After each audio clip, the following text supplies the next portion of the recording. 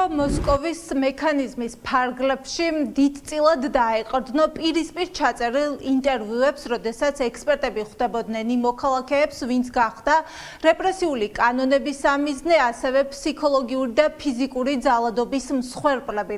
ინტერვიუების დროს დაზარალებულები ყვებოდნენ სასტიკ ანგარიშსწორებაზე, ცემაზე, ასევე ფურგონებში მომხდარ ფიზიკურ ანგარიშსწორებაზე და ყვებოდნენ დამამცირებელ მოპყრობაზეც. ყველა ეს ფაქტი ეუთოს მოსკოვის მექანიზმის ანგარიში შეფასებულია როგორც წამება. პროტესტის დროს გავრცელებული ინფორმაციით ადგილი ჰქონდა გენდერული ნიშნით ფსიქოლოგიურ და ფიზიკურ ძალადობასაც, მათ შორის სექსისტურ შეურაცხყოფას, სექსუალური ძალადობის მუქარას ან დამამცირებელ გაშიშვლებულ ჩხრეკას. Amnesty International-ის ცნობით, ერთ-ერთმა გამოკითხულმა ქალმა განაცხადა, რომ იგი გააშიშვლეს და აიძულეს შიშველი დაწოლილიყო იატაკზე 2025 წლის 28 მარტს დაკავების დროს. მიუხედავად მისი ჯანმრთელობის მდგომარეობისა, სამართალდამცველებმა უარი უთხრეს მედიკამენტებზე და საპირფარეშოს გამოყენებაზე, მაშინაც კი, როდესაც მას განუვითარდა ჰიპერტენზია და განმეორებითი ღებინება დაეწყო. მომხსენებელს სურს ხაზგასმით აღნიშნოს, რომ ამ მანდატის ფარგლებში მიღებულ მრავალრიცხოვან ანგარიშებსა და კომუნიკაციებში აღწერილი იყო არასათანადო მოპყრობის მძიმე ფორმები, რომლებმაც შესაძლოა წამების ზღვარი გადალახეს. რეზინის ტყვიების ახლო მანძილიდან მოქალაქეებისთვის დამიზნებით სროლა, წყლის ჭავლის ფართო მასშტაბით გამოყენება, სასტიკი ძალადობა, ეს ყველაფერი ანგარიში შეფასებულია როგორც არაპროპორციული ძალის გამოყენება და გამოხატვის თავისუფლების შეზღუდვა.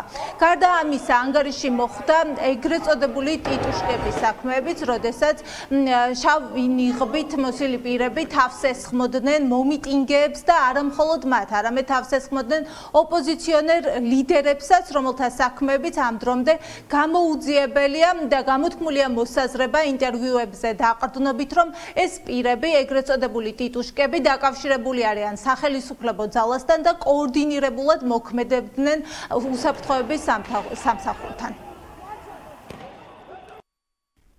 არსებობს მრავალი საჯაროდ ხელმისაწვდომი ვიდეო, რომლებიც ადასტურებს, რომ საქართველოს პოლიცია, ისევე როგორც ნიღბიანი დაუდგენელი პირები, სცემდნენ, ურტყამდნენ, სილას აწნევდნენ პროტესტის მონაწილეებს და ემუქრებოდნენ მათ გაუპატიურებით და სიკვდილითაც კი.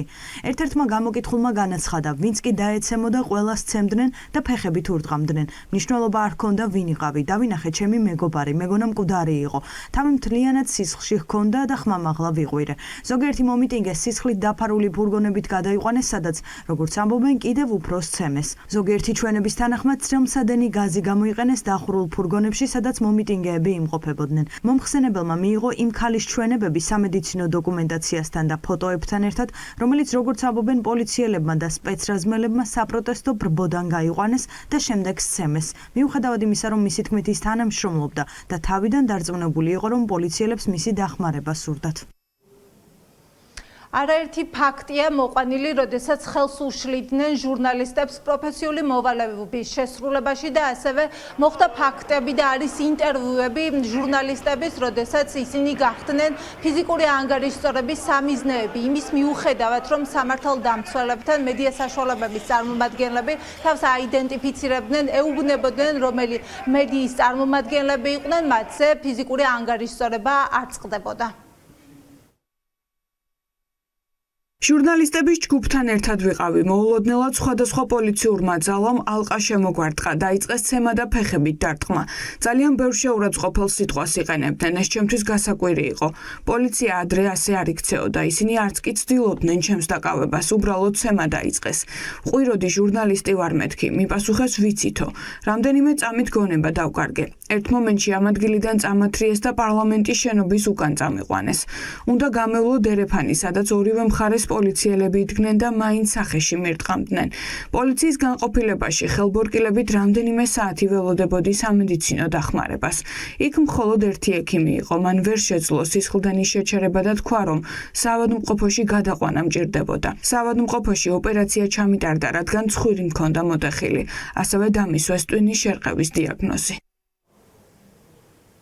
ესაუბრნენ იმ საჯარო მოხელეებსაც, რომლებმაც სამსახური დააკარგეს მათი შეფასებით სწორედ პოლიტიკური პოზიციის დაფიქსირების გამო და სამოქალაქო პოზიციის დაფიქსირებისა და აქციაზე დგომის გამო. ანგარიში მოხდა რეპრესიული კანონმდებლობაც, ასევე არასამთავრობო ორგანიზაციებისა თუ ფონდების დააყადაღების ფაქტებიც და ეს ყველაფერი ანგარიში შეფასებულია როგორც ადამიანის უფლებების დარღვევა.